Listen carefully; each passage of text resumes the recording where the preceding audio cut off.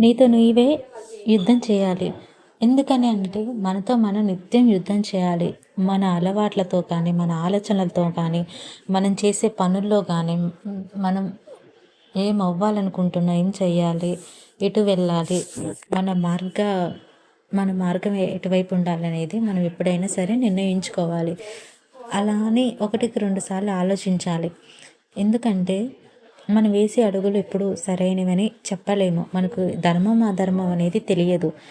మనం చేసే కర్మలు కూడా అది ఒకనాటికి ఒక ప్రతిఫలం అనేది వస్తుంది. యుద్ధం యుద్ధం ఎందుకంటే మనతో మనమే మనం చిన్న చిన్న సంతోషాలకి, సినిమాలకని, షికార్లకని, బయటికెళ్ళటం కానీ, దీంట్లో ఆనందం ఉంది, దాంట్లో ఆనందం లేదు. ఎవరైనా సరే రియాలిటీలో ఆనందాన్ని వెతకరు. ఇల్యూషన్‌లోనే ఆనందాన్ని వెతుకుతారు. ఇల్యూషన్ అంటేనే చాలామందికి ఇష్టం. అది ప్రాక్టికల్‌గా ఎప్పుడూ వర్కౌట్ అవ్వదు. మనం చూడండి, అసలు సత్యం ఏంటంటే మనకి కొన్ని కొన్ని సత్యాలుంటాయి. జీవిత సత్యాలు అని. వాటిని కొంతమందే తెలుసుకుంటారు. వాడే జ్ఞాని అవుతాడు. జ్ఞాని కొంతమందికి అన్నీ తెలిసిన మూర్ఖుల్లాగా ప్రవర్తిస్తారు.